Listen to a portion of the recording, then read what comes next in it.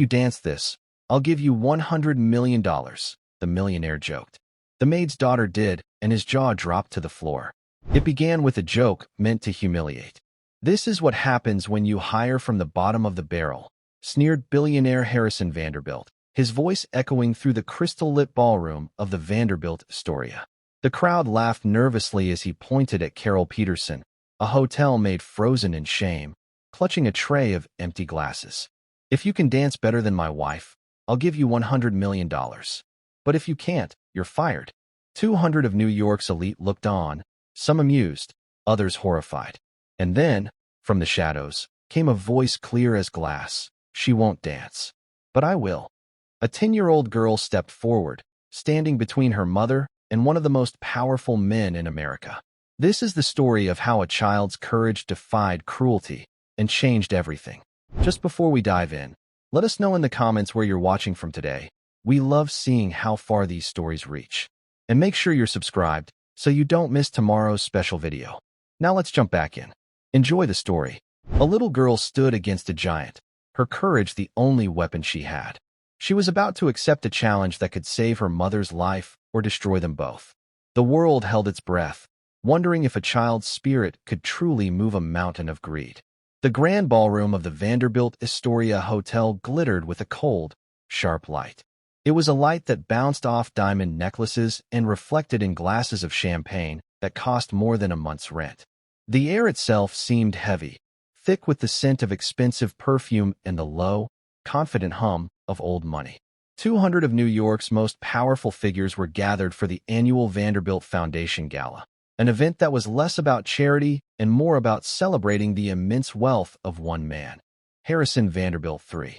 Harrison, a man whose tailored suit was as sharp as his tongue, surveyed the room from his perch near the stage.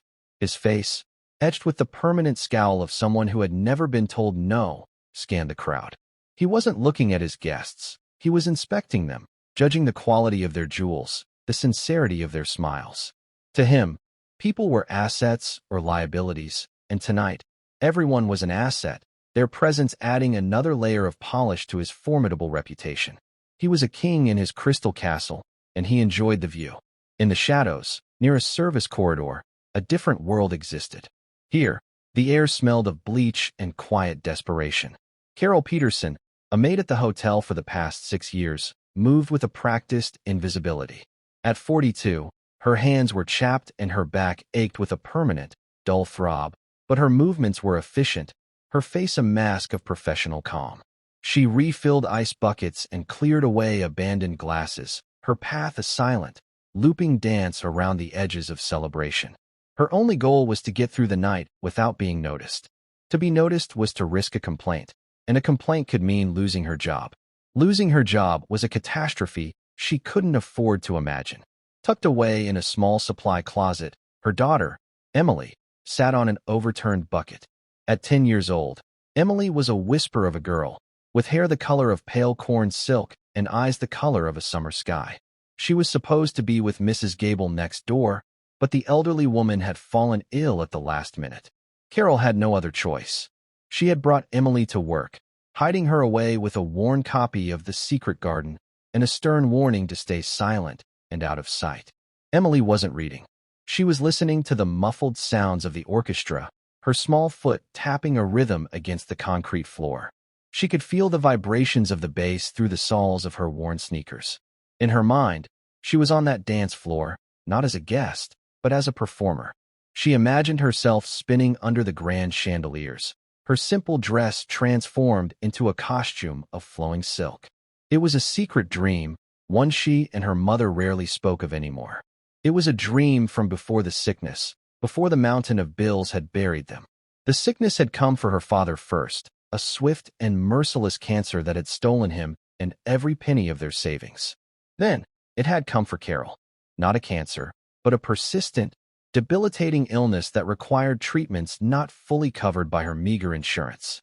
The debt was a living thing, a monster that grew larger every month. It was the reason for the double shifts, the reason Emily was sitting in a closet instead of a warm bed, the reason the light in her mother's eyes seemed to be dimming. Carol entered the closet, her face etched with exhaustion. "Just a few more hours, sweetie," she whispered, handing Emily a small bottle of water. Are you doing okay? Emily nodded, forcing a smile. I'm fine, Mom. I can hear the music. A flicker of pain crossed Carol's face. Before, they had always had music in their small apartment. Her husband, Frank, had loved to waltz with her in the kitchen. And Emily was born to dance. From the time she could walk, she moved with a grace that seemed otherworldly. Frank's father, a decorated war veteran, had been the one to notice it first. That girl has lightning in her feet and steel in her spine, Sergeant Frank Peterson Sr. used to say, his voice gruff with pride. He had taught Emily her first steps, not ballroom dances, but routines he created himself, based on discipline, strength, and storytelling. Every step has a purpose, little soldier, he'd tell her. Don't just dance. Speak. But the sergeant was gone now, and the dance lessons had stopped 2 years ago. There was no money for classes, no energy left after long shifts, and a constant, heavy fear that Emily might injure herself. An injury, even a small one, was a cost they could not bear. Carol's thoughts were shattered by a sudden, sharp gasp from the ballroom, followed by a man's furious roar. Her heart clenched. She hurried out of the closet, Emily peeking out from behind her. It was worse than she could have imagined. A waiter, young and nervous, had tripped. His tray of drinks had gone flying, arcing through the air in a spray of red wine and shattered glass. And the target, the epicenter of the disaster, was Harrison Vanderbilt III. A dark, ugly stain was spreading across the front of his pristine white tuxedo shirt. The music screeched to a halt. A heavy, dreadful silence fell over the 200 guests. All eyes were on Harrison, whose face was contorted into a mask of pure fury. You incompetent fool, he bellowed, his voice echoing through the vast space. The young waiter was pale, stammering apologies that no one could hear. Get him out of here. Fired, Harrison commanded, waving a dismissive hand. 2 security guards moved in, gently but firmly escorting the tearful young man away. The event manager, a man named Mr. Davies, rushed forward with a cloth. Mr. Vanderbilt, my deepest apologies. A terrible accident. Harrison snatched the cloth and dabbed uselessly at his shirt. Accident. This is what happens when you hire from the bottom of the barrel, Davies. Incompetence. That's the disease of the working class. He scanned the room, his eyes blazing. His gaze landed on the nearest staff member. It was Carol Peterson, who had been frozen in place by the scene, a tray of empty glasses still in her hands. You. Harrison snapped, pointing a finger at her. Cleaning lady. Come here. Carol's blood ran cold. She slowly walked forward, her body trembling. She kept her eyes fixed on the floor, avoiding the sea of curious, judgmental faces. Look at this, Harrison said, gesturing to his ruined shirt as if it were a mortal wound. This is a $5,000 shirt. Do you know how many floors you'd have to scrub to afford a shirt like this? Carol remained silent, her shame a lead weight in her stomach. I asked you a question, he sneered. Laughter rippled through parts of the crowd. I don't know, sir, she whispered, her voice barely audible. Of course you don't, he scoffed. People like you don't think in those terms. You just exist. You plod along, day after day, with no grace, no elegance, no understanding of the finer things. He began to circle her like a shark, enjoying the spectacle he was creating. The initial shock among the guests was starting to curdle into a kind of morbid entertainment. Look at the way you stand, he continued, his voice dripping with contempt. All hunched over. No posture. I bet you couldn't even walk across this floor without tripping over your own feet. You people have no rhythm, no coordination. From the doorway of the supply closet, Emily watched, her small hands clenched into fists. Tears of anger and helplessness welled in her eyes as she saw her mother, her strong, kind mother, being treated like an object of scorn.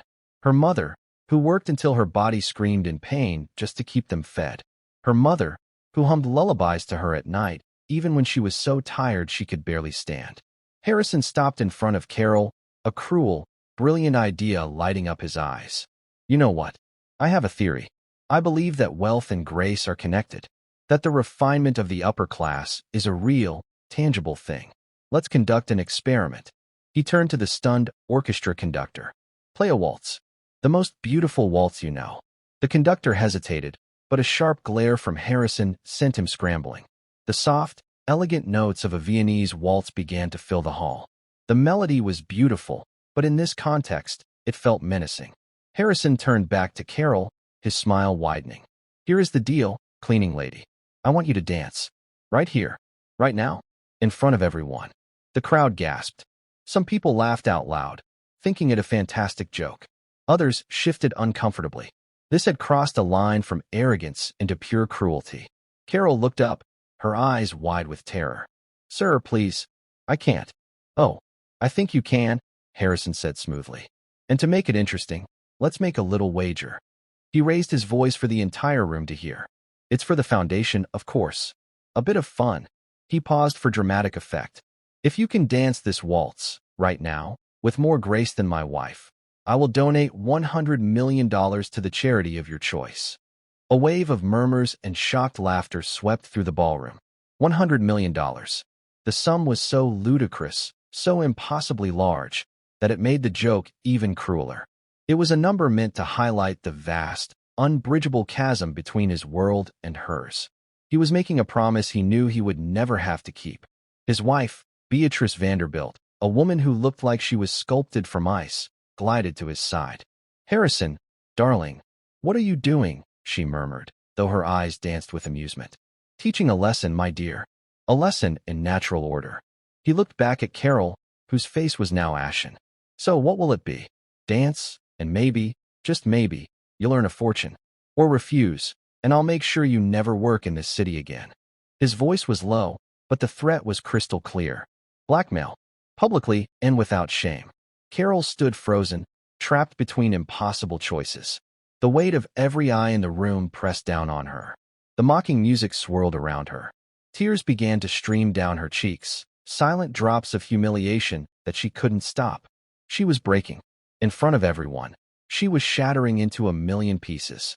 And it was in that moment, as the first sob escaped her lips, that a small, clear voice cut through the tension.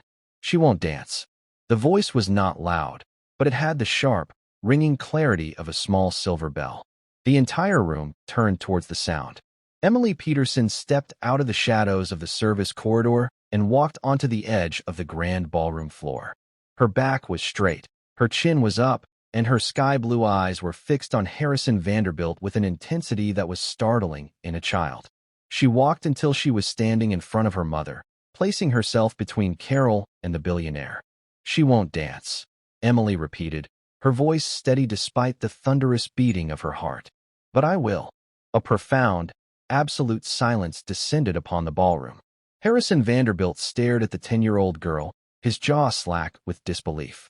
The orchestra faltered, the beautiful waltz dissolving into a few confused, discordant notes before stopping completely.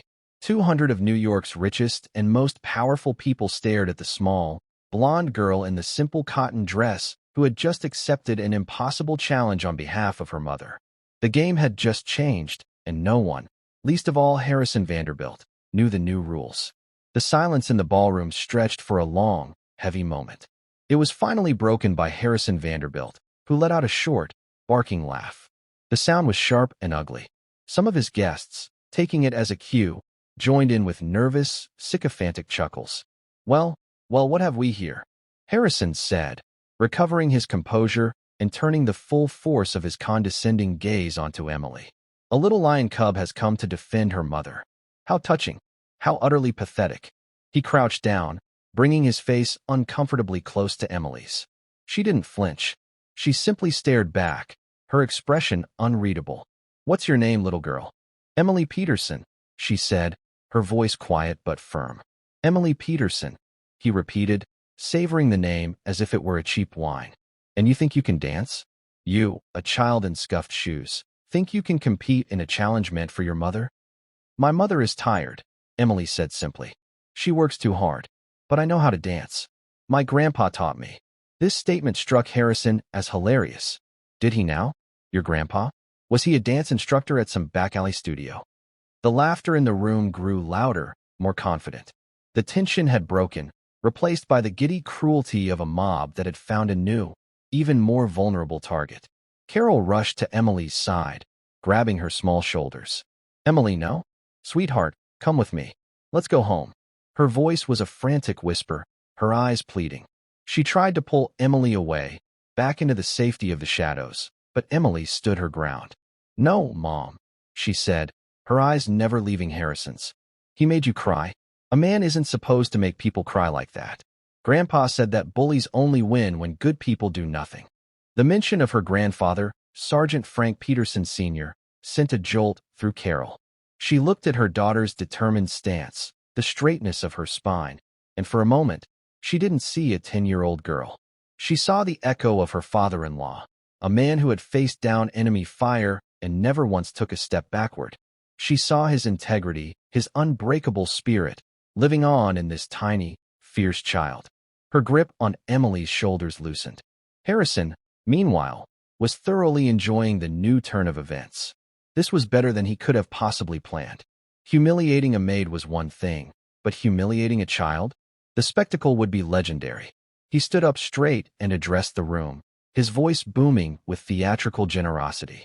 "All right, ladies and gentlemen, we have a new contestant. Little Emily Peterson believes she can dance for her mother's honor. And for $100 million. He paused, letting the absurdity of the statement sink in. "I am a man of my word. The offer stands. If this child can dance the waltz with more grace and skill than my wife, Beatrice, I will make the donation." Beatrice Vanderbilt glided forward. She was a former amateur ballroom champion, a woman who spent 3 days a week with a private tutor from Vienna.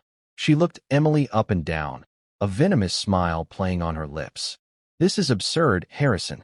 It's like pitting a racehorse against a stray puppy. It's hardly a competition." "Nonsense, darling," Harrison boomed. "It's entertainment. And we need to set the standard, don't we? You will dance first. Show our little guest what real grace looks like." He then turned back to Emily, his eyes glinting with malice. "But every wager needs stakes on both sides. The $100 million is what you win. We must decide what you lose." He tapped his chin, pretending to think. "I know. When you fail, and you will fail, make no mistake, your mother will not be fired. That's too simple." Instead, his voice dropped, becoming silky and cruel. "She will get on her hands and knees and personally polish the shoes of every single guest in this room. With her own apron. Tonight." A collective gasp went through the crowd. This time, there was no laughter. The cruelty was now so naked, so profound, that it made even the most callous of his guests shift in their seats. He wasn't just humiliating Carol. He was demanding her complete and utter debasement. He was asking her to sacrifice her last shred of dignity in front of her own child. Carol's face went white. "No," she choked out. "You can't. She's just a child. This is between you and me." "It was," Harrison corrected her smoothly. "Until your daughter stepped in. These are the terms. Accept them, or leave here tonight with no job and no prospects. I will personally see to it." He had them trapped, cornered. The choice was between a slow, painful financial ruin or a swift, soul-crushing humiliation.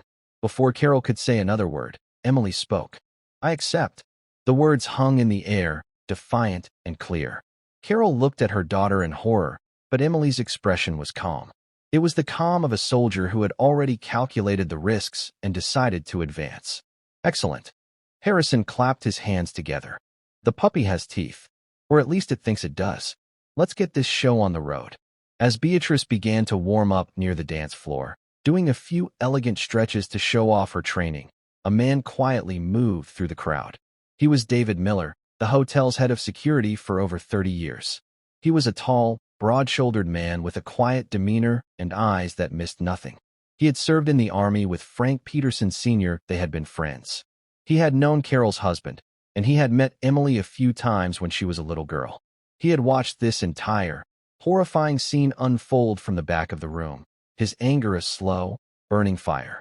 He approached Carol, who was now standing helplessly by the wall, watching in a state of shock as her daughter prepared to face the lions. "Carol," David said, his voice a low, steady rumble. "Is she sure about this?" "I don't know, David," Carol whispered, her voice breaking. "She's so stubborn, just like her grandfather. She gets an idea in her head." "Frank was the bravest man I ever knew," David said, his gaze fixed on Emily. "He used to talk about her all the time. He said she was special. He said she had a gift." He looked closer at Emily, who was standing motionless at the edge of the dance floor. She wasn't looking at the crowd or at Beatrice. Her eyes were closed, her hands loosely at her sides. She seemed to be gathering herself, drawing strength from some deep, inner well. What did he teach her? David asked softly. He called it story dancing, Carol murmured, remembering. He said that dance wasn't about fancy steps. It was about telling the truth without words. He made up routines for her. One about a lonely soldier, one about a bird learning to fly. I haven't seen her dance like that in years. David nodded slowly. He had a feeling this would be no ordinary dance. He discreetly pulled out his phone, positioning himself to get a clear view of the dance floor and, more importantly, of Harrison Vanderbilt. He pressed the record button. Whatever happened next, the world was going to see it. On the dance floor, Beatrice was ready. She gave the conductor a nod. The orchestra began to play the Blue Danube, a classic, sweeping waltz. Beatrice began to dance, her movements fluid and technically perfect. She spun across the floor, her expensive gown shimmering under the lights. She was the picture of aristocratic elegance. The guests applauded politely. She was exactly what they expected, beautiful, skilled, and utterly devoid of soul. Her dance was a performance of privilege, a demonstration of lessons well learned and paid for. It was impressive, but it was hollow. She finished with a flourish and a confident smile, curtsying to the audience. Harrison applauded the loudest, a smug, triumphant look on his face. Bravo, my dear. An exquisite performance. That is the standard to beat. He gestured dramatically towards Emily. And now, for our main event. The little mouse takes the stage. The laughter was back, but it was more subdued now. A nervous anticipation had settled over the room. Emily walked to the center of the vast, empty dance floor. She looked impossibly small and alone under the glare of the chandeliers. The contrast between Beatrice's shimmering gown and Emily's simple dress, between Beatrice's confident smile and Emily's solemn expression, was stark. The conductor looked at her. "What song would you like, little one?" he asked, his voice surprisingly gentle. Emily looked at the orchestra, her blue eyes scanning the musicians. Then she said, her voice carrying across the silent room, "Do you know Amazing Grace?" A confused murmur went through the crowd. Amazing Grace? That wasn't a waltz. It was a hymn. It was slow, mournful, and completely unsuitable for the challenge. Harrison laughed dismissively. The child doesn't even know what a waltz is. This is perfect. Play it. Play the funeral dirge. The conductor looked uncertain, but Emily gave him a small, reassuring nod. He sighed and turned to his musicians, giving them quiet instructions. After a moment, the lone, haunting sound of a violin filled the air, playing the first few bars of the beloved hymn. It was a melody of sorrow, but also of hope. Emily closed her eyes. She did not assume a classic ballet or ballroom stance. Instead, she stood with her feet slightly apart, her arms at her sides, as if listening to a voice only she could hear. In her mind, she was back in her grandfather's small living room. She could hear his voice, gravelly and kind. "Don't let them see your fear, little soldier. Let them see your story. Now, show me the story of the fallen sparrow who learned to fly again." As the first full verse of the music began, Emily moved. It was not a dance of celebration. It was a dance of survival. Her first movement was a stumble, a deliberate, heartbreaking fall to her knees. Her small body curled into a ball on the cold, unforgiving marble, a perfect imitation of a bird with a broken wing. It was a posture of defeat, of utter despair. It was her mother, kneeling amidst the broken glass just moments before. It was every person in that room who had ever felt small, helpless, and broken by the cruelty of the world. A few people in the crowd shifted uncomfortably. This was not the clumsy fumbling they had expected. This was something else entirely. Then, slowly, to the mournful notes of the violin, one hand reached out, fingers trembling, grasping at the air. Her body uncurled, not with a smooth, practiced motion, but with a shuddering effort. It was the struggle to rise after being knocked down. Her muscles strained, her face a mask of concentration. She pushed herself up, her legs unsteady, wobbling as she found her feet. She stood, fragile and uncertain, a tiny soldier in the center of a vast battlefield. Harrison Vanderbilt watched, his arms crossed, a smirk still fixed on his face. But the smirk was beginning to feel tight, unnatural. He had expected a child shuffling her feet, a comical display of incompetence. This, this was a performance. It was strange, unsettling, and it was capturing the attention of his guests in a way Beatrice's technically perfect waltz had not. As the music swelled into its first chorus, a melody of profound sorrow and resilient faith, Emily's movements changed. She began to move across the floor, not in the graceful, gliding steps of a waltz, but with a series of sharp, almost militaristic motions. Her arms cut through the air, her feet stamped the floor in a rhythm that was both defiant and disciplined. These were the steps her grandfather had taught her, the movements he had designed to build strength and precision. It was the story of a soldier, alone and outnumbered, facing an overwhelming enemy. Each step was a battle, each turn a confrontation. She wasn't dancing to the music. The music seemed to be dancing to her. The orchestra, captivated by the raw emotion of her performance, began to follow her lead. The tempo rose and fell with the intensity of her movements. The lone violin was joined by the cellos, their deep, somber tones adding a layer of gravity to the air. Carol watched, tears streaming down her face. But these were not tears of humiliation. They were tears of astonishment and a fierce, surging pride. She recognized the story. It was the one Sergeant Peterson had called The Last Stand. It was the story he had told Emily about a single soldier holding a pass against impossible odds, not for glory, but to protect the people behind him. In this grand ballroom, her daughter was that soldier. She was holding the pass, protecting her mother from the enemy. The dance shifted again. The sharp, combative movements softened. Emily's arms opened wide, her body swaying with a gentle, lyrical grace. She was a bird, testing its mended wing. A series of small, hopeful leaps became larger, more confident. She began to spin, not the tight, controlled pirouettes of a ballerina, but wide, joyful circles, her blonde hair flying out like a halo. She was no longer fighting. She was flying. She was free. The pain and struggle of the first part of her dance were being transformed, redeemed by this soaring, breathtaking expression of hope. The crowd was utterly captivated. The whispers had died. The nervous laughter was a distant memory. No one was looking at their phones. No one was thinking about their stock portfolios or their summer homes in the Hamptons. Every single person was watching the little girl in the simple dress who was telling a story more profound and more moving than any they had ever seen on a Broadway stage.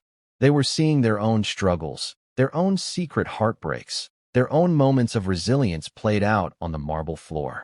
They saw their mothers, their daughters, their own younger selves who had dared to dream in the face of a cold, indifferent world. And in the collective gaze of 200 of New York's most cynical and powerful people, something remarkable happened. They began to feel. David Miller, standing by the back wall, kept his phone steady, his knuckles white. He saw the sergeant in every step Emily took. He saw his friend's iron will, his unshakable integrity, his belief that true strength came not from wealth or power, but from courage and love. He wasn't just recording a video, he was bearing witness. The only person in the room who seemed immune to the magic was Harrison Vanderbilt. His face had gone from smug amusement to confused irritation, and finally, to a dark, simmering rage. This was not how his game was supposed to go. The child was supposed to be a clown, an object of ridicule. But she wasn't. She was a prodigy. She was a star. And she was stealing the spotlight at his party, in his hotel, turning his carefully orchestrated spectacle of cruelty against him. She was making him look like a fool, not through clumsiness, but through a talent so immense it was undeniable. His guests were not laughing at her, they were mesmerized by her. He could feel the mood in the room shifting, turning against him. The admiration in their eyes was an indictment of his own boorish behavior. As the final, soaring notes of amazing grace filled the hall, Emily's dance came to an end. She finished not with a bow or a curtsy, but by standing perfectly still in the center of the floor, her chest rising and falling with her breath, her head held high. She slowly lowered her arms and looked directly, not at the audience, but at one man. Her sky-blue eyes, clear and unwavering, locked onto Harrison Vanderbilt. There was no fear in her gaze. There was no anger. There was only a quiet, powerful question. For a full 10 seconds, the ballroom was shrouded in a silence so complete it was like a physical presence. It was a silence of awe, of reverence. Then, one person began to clap. It was an elderly woman in the front row, a respected philanthropist known for her quiet dignity. Her solitary applause was followed by another, and then, like a tidal wave, the room erupted. It was not polite applause. It was a roar. It was a standing ovation. People were on their feet, their faces alight with an emotion that had been absent all evening, genuine admiration. They were clapping for the child, for her courage, for her astonishing gift. They were clapping for the beauty and truth she had brought into this cold, sterile room. Carol sobbed openly, her hand covering her mouth, her heart feeling like it would burst with love and pride. The applause went on, a deafening tribute to the small girl who had stared down a giant and won. Harrison Vanderbilt stood frozen in the eye of the storm, his face a thunderous mask of fury. The sound of the applause was a physical assault. It was a judgment. It was the sound of him losing control. "Stop," he roared, his voice barely audible over the din. "Stop it." Slowly, reluctantly, the applause died down, replaced by a tense, expectant silence. The guests turned to look at him, their expressions no longer sycophantic, but questioning, challenging. "What is wrong with you people?" Harrison snarled, his voice shaking with rage. "You're applauding a circus act. That was not a waltz. That was flailing. She did not fulfill the conditions of the wager." He pointed a trembling finger at Emily. "The challenge was to dance the waltz with more grace than my wife. She failed. The wager is off. And as for the consequences..." He turned a venomous glare on Carol. Your daughter made a deal. You will honor it. Get on your knees." A wave of shock and disgust rippled through the audience. They had just witnessed something beautiful, something transcendent, and Harrison's response was to double down on his cruelty. He had completely misjudged the room. The spell of his power was broken. "I don't think so, Harrison." The voice came from the back of the room. It was calm, authoritative, and it belonged to a man who had not spoken all evening. General Marcus Thorne, a retired four-star general and a highly respected member of the city's old guard, began to walk forward. He was a man in his late 70s, with a ramrod-straight posture and eyes that had seen the worst of humanity and had not blinked. He was one of the few people in New York whose influence and reputation rivaled Vanderbilt's. When he spoke, people listened.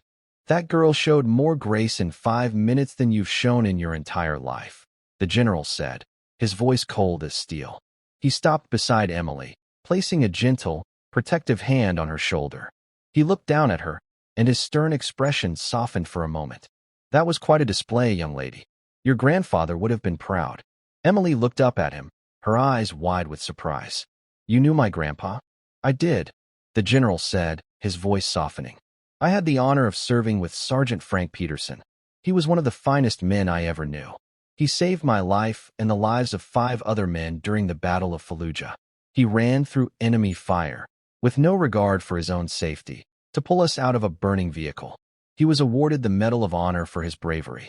He turned his piercing gaze back to Harrison Vanderbilt, and now his voice was laced with a quiet, deadly fury. "That man, Harrison, was a hero, a true American hero. And you worthless, arrogant bully, have spent the evening trying to humiliate his family. You tried to debase his daughter-in-law and his granddaughter in front of 200 people for your own sick amusement." The revelation hit the room like a physical blow. The little girl who had just danced for them was not just any child. She was the granddaughter of a Medal of Honor recipient. A legend. The story had just taken on a whole new dimension. The disrespect shown by Harrison was no longer just a personal cruelty. It was an insult to the memory of a national hero. Harrison's face had gone pale. He had known, of course, that Carol's last name was Peterson, but it was a common name. He had never made the connection. He had stepped on a landmine he never knew was there. The general wasn't finished. "The wager," he continued, his voice ringing with authority, "was about grace. And grace, Mr. Vanderbilt, is not about perfect dance steps or expensive dresses. It is about dignity under pressure. It is about courage in the face of cruelty. It is about honor. By that definition, this child has not only met the conditions of your challenge, she has surpassed them in a way you are clearly incapable of understanding." He turned to address the silent, watchful crowd. "I, for one, believe the wager was won. And I will personally pledge the first $10 million to whatever charity Mrs. Peterson chooses." Before the words were even fully out of his mouth, the elderly philanthropist who had started the applause spoke up. "And I will pledge another $5 million. A third voice called out, "Count me in for 5. And then another, and another. It was a cascade. Pledges began flying from every corner of the ballroom. It was a spontaneous, overwhelming rebellion against Harrison Vanderbilt. His guests, the very people whose approval he craved, were publicly and enthusiastically siding with his victim. They were not just donating money, they were casting a vote. They were voting against him. Within minutes, the pledges had soared past 50 million, then 75, then 100. They were collectively, joyfully, fulfilling the promise that Harrison had made as a joke, turning his cruel wager into a stunning reality. Harrison Vanderbilt stood alone in the center of the room, his wife having discreetly melted back into the crowd. His face was a canvas of disbelief, fury, and for the first time in his life, a creeping, unfamiliar feeling, utter and complete humiliation. The power he had wielded so arrogantly all night had vanished. The room, his room, was no longer his. It belonged to the maid and her daughter. David Miller stopped recording. He had more than enough. He quietly sent the file to a journalist friend at the New York Times with a simple message: "You're not going to believe this." Emily stood beside the general, her small hand now holding his. She looked at her mother, who was being surrounded by well-wishers, women in diamonds and silk who were now patting her arm and telling her how proud she must be. Carol was crying and laughing at the same time, her face transformed by a joy so profound it seemed to erase years of hardship. Then, Emily looked back at Harrison Vanderbilt. He looked small now, pathetic and isolated in his own glittering ballroom. She felt a strange pang in her chest. It wasn't triumph. It was something closer to pity. Her grandfather had taught her about fighting, but he had also taught her about victory. "A real soldier never gloats, little one," he had said. "When the battle is over, you show respect. That's what separates us from the monsters." She let go of the general's hand and walked across the floor one last time. She stopped a few feet in front of the billionaire who had tried to destroy her family. Harrison looked down at her, his eyes filled with a venomous hatred. "What do you want?" he spat. Emily didn't answer right away. She simply looked at him, her gaze clear and steady. Then she did something no one expected. She curtsied. It was a small, simple, perfect curtsy, a gesture of traditional respect. "Thank you, Mr. Vanderbilt," she said, her voice soft but clear. "You've helped a lot of people tonight." And with that final, devastating act of grace, she turned her back on him and walked away, leaving him to drown in the ruins of his own making. The battle was over. The little soldier had won. The grand ballroom, which only an hour ago had been a stage for Harrison Vanderbilt's power, was now the scene of his undoing. The guests, his guests, were no longer looking at him. They were clustered around Carol and Emily, their checkbooks and phones out, making good on their pledges. General Thorne stood guard like a sentinel, his presence a clear and immovable shield around the mother and daughter. Mr. Davies, the hotel manager who had been terrified of Harrison just a short while ago, now bustled about with an officious air, offering Carol a comfortable chair and bringing Emily a glass of lemonade. His actions a clear signal of where the hotel's allegiance now lay. Harrison stood rooted to the spot, a statue of impotent rage. He watched as his carefully constructed universe crumbled around him. The air, once thick with deference to his name, was now filled with whispers that stung like hornets. "Disgraceful. Son of a hero. Did you see his face? Serves him right." Each phrase was a small hammer blow against the fragile ego of a man who had never known anything but worship. He tried to salvage the situation. He strode towards the largest group, attempting a jovial, dismissive laugh. "Well, it seems our little charity event was more successful than I could have imagined," he boomed, his voice strained. Who knew a little maid's dance could be so profitable? No one laughed. The crowd simply parted, their backs turning to him, creating a silent, moving wall that excluded him completely. He was a ghost at his own party. The message was clear. His money could no longer buy their respect. Beatrice, his wife, materialized at his elbow. Her face was a frozen mask of fury. "You have made us a laughingstock, Harrison," she hissed, her voice low and venomous. "You and your pathetic, brutish games.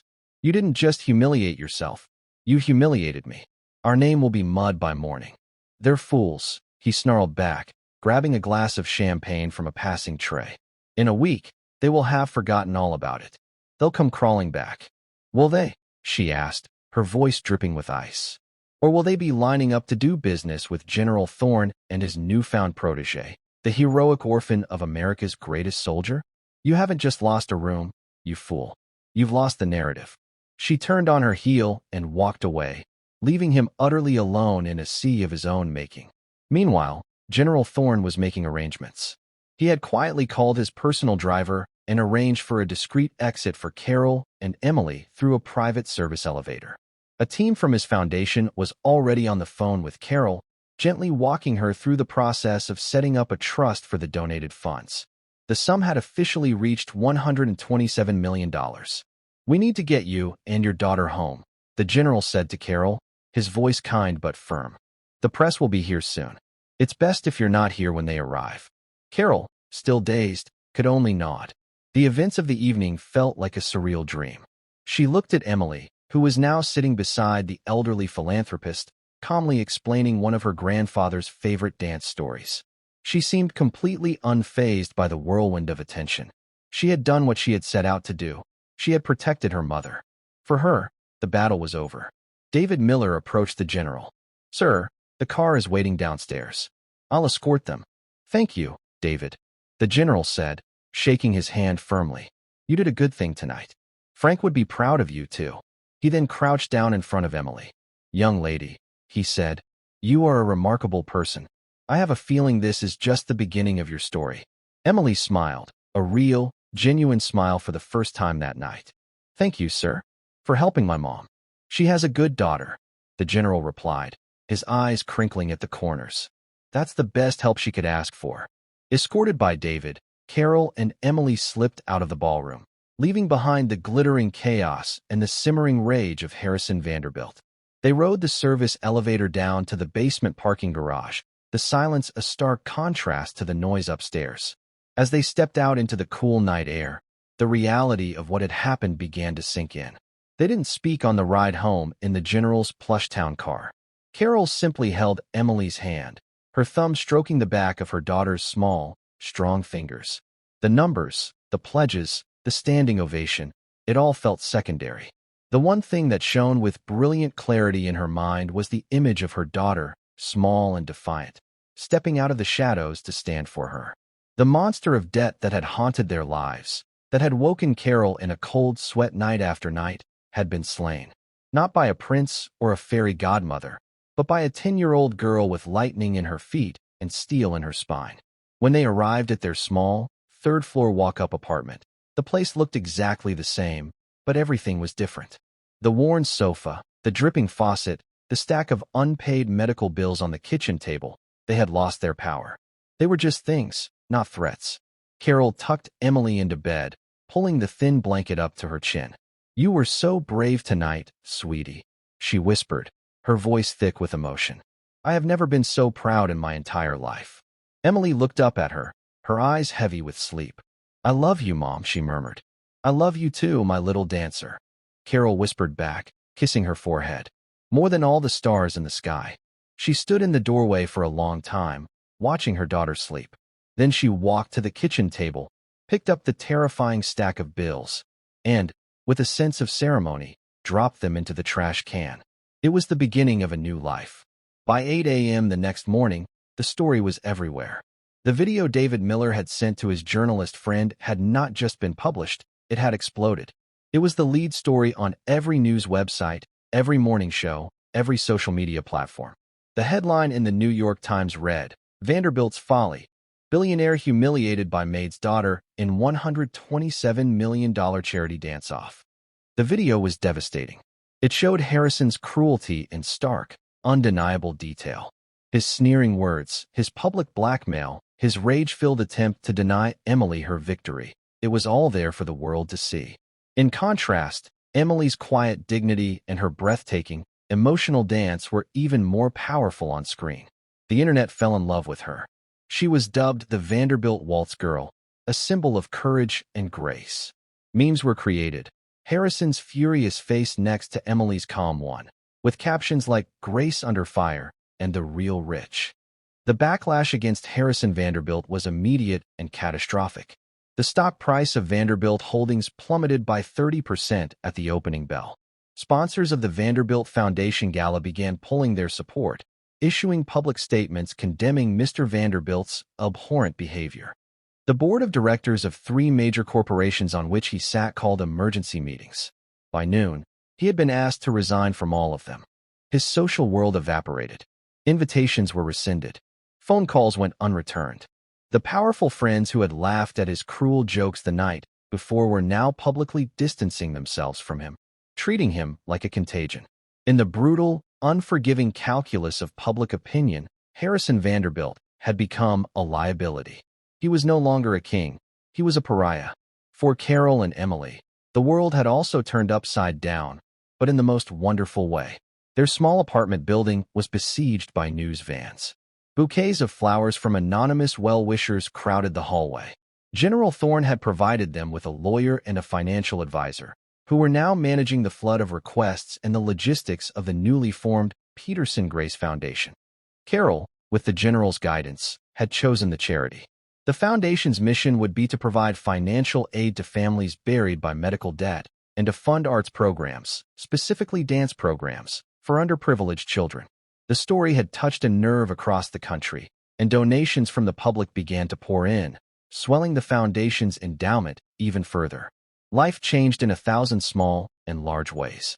The first thing Carol did was quit her job at the hotel, submitting a simple, dignified letter of resignation. She then paid off every penny of their debt. For the first time in years, she felt the crushing weight lift from her shoulders. She could breathe again.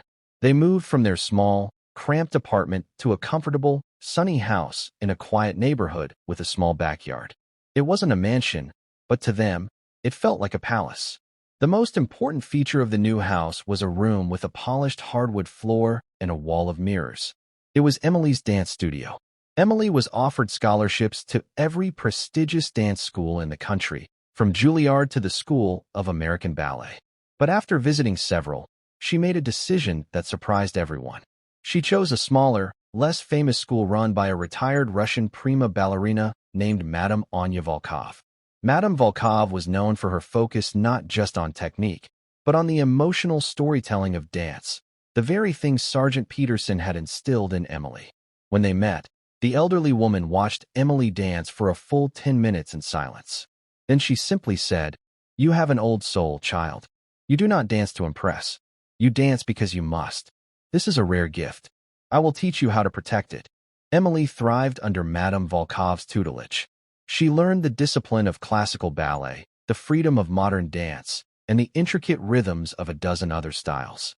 But she never lost the raw, emotional core of her grandfather's teaching. Her dancing was a unique fusion of military precision and breathtaking grace, a style that was hers and hers alone. She remained grounded, despite the fame. General Thorne acted as a grandfather figure, shielding her from the worst of the media glare and ensuring she had as normal a childhood as possible. She went to school, made friends, did her homework, and spent her evenings and weekends in her studio, pouring all the joy and sorrow and wonder of her young life into her movements. The world watched her grow up. Occasional news stories would show her winning competitions, her talent blossoming into something truly world-class. She never gave interviews about that night at the hotel, but she didn't have to. Her dancing said it all. It spoke of strength born from hardship, of beauty found in unexpected places, of the quiet, unshakable power of a loving heart. And Harrison Vanderbilt? He disappeared from public life. He and Beatrice divorced. He sold his company at a massive loss and retired to a private island, a king in a kingdom of one. Sometimes, late at night, when the news would show a clip of a now teenage Emily Peterson soaring across a stage, he would watch, his face a mixture of resentment and a strange, grudging awe. He had tried to make her small, but instead, he had made her limitless. He had set out to prove that grace was a product of wealth, but she had proven it was a product of the soul. He had joked about giving her $100 million, and in the end, that was exactly what it had cost him. He had lost a fortune, but he had lost so much more. He had lost his name, his power, and the one thing he could never get back, his story. Because his story was no longer his. It was, and would forever be, a footnote in the story of the girl who danced. 5 years later, the stage of the Metropolitan Opera House was dark. A single spotlight cut through the blackness, illuminating a lone figure in the center. She was no longer a girl, but a young woman of 17. Emily Peterson had grown into her grandfather's descriptions. The lightning in her feet was now a controlled, explosive power that captivated audiences around the world. The steel in her spine was visible in her flawless posture, her unwavering confidence, her command of the stage. Tonight was the premiere of her first original production, a full-length ballet she had choreographed herself. It was titled The Last Stand. In the audience, Carol watched from the front row, seated between General Thorne and a beaming Madame Volkov. Carol was a different woman now. The lines of exhaustion on her face had been replaced by the soft glow of purpose and peace. She was the respected director of the Peterson Grace Foundation, an organization that had, in 5 short years, helped thousands of families escape the crushing prison of medical debt. It had also built and funded dozens of Grace studios, free dance schools in impoverished neighborhoods across the country, ensuring that children with a gift would never have it silenced by a lack of money. She was no longer invisible. She was a force for good, her quiet strength now amplified, touching countless lives. The ballet began. It was the story of that night, retold not with words, but with the universal language of movement. The first act depicted a world of cold, sharp angles and arrogant, strutting figures in glittering costumes. The lead male dancer, representing Harrison Vanderbilt, was a whirlwind of aggressive, domineering movements, his choreography a brilliant, scathing critique of empty power. The corps de ballet, representing the party guests, moved like puppets, their actions dictated by the lead. Then, a small, solitary dancer entered the stage. She moved with a quiet, efficient grace, clearing away the props left by the others. It was the maid. Another dancer, portraying a young Emily, watched from the shadows. The audience was silent, completely enthralled. The pivotal scene arrived. The confrontation. The music, a powerful, modern score composed specifically for the ballet, swelled with dramatic tension. When the Vanderbilt character turned his fury on the maid, the dancer portraying Emily stepped forward. The music stopped. A single, haunting violin began to play Amazing Grace. And then, Emily Peterson danced. She danced the story of the fallen sparrow.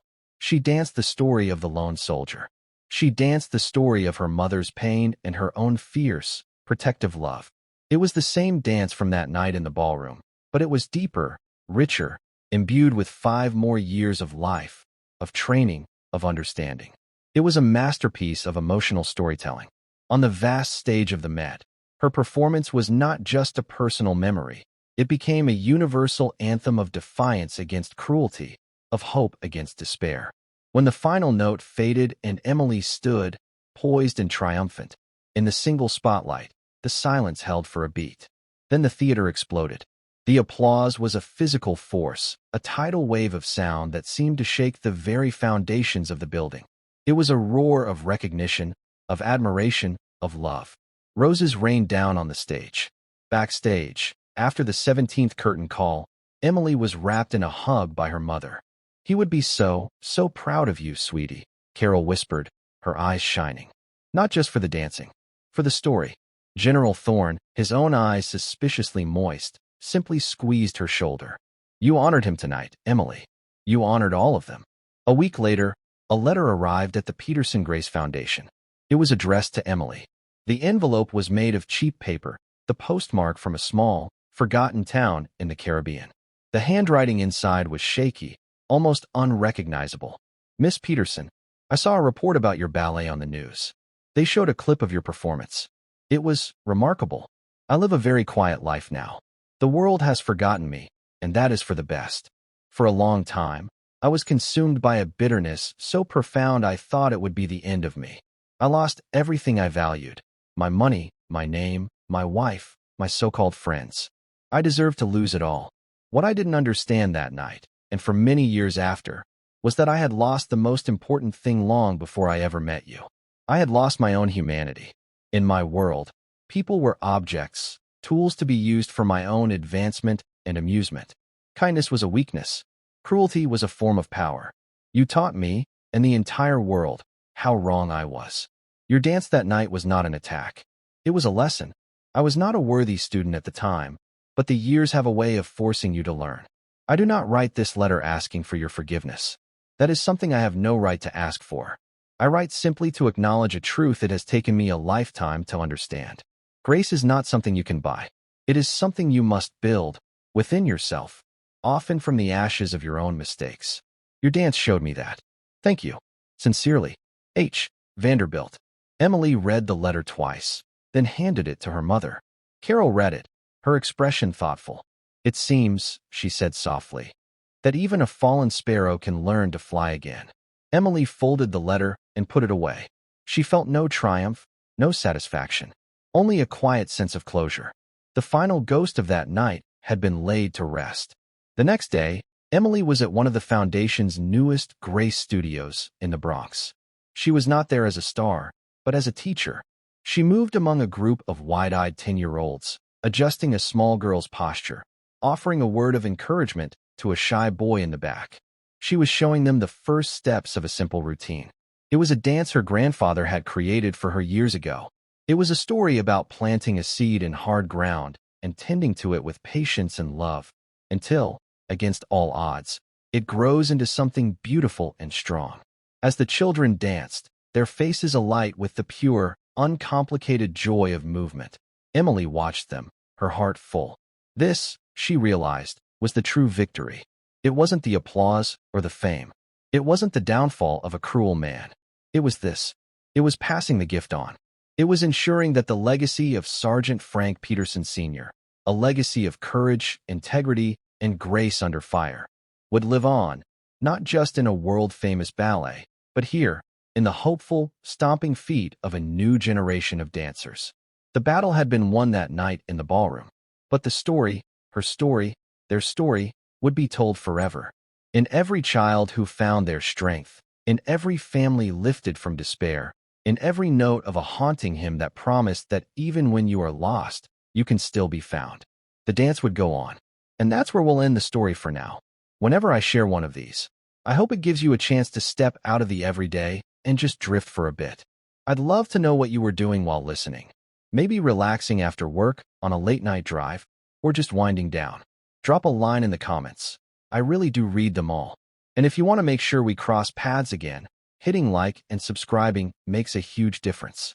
We are always trying to improve our stories, so feel free to also drop your feedback in the comment section below. Thanks for spending this time with me.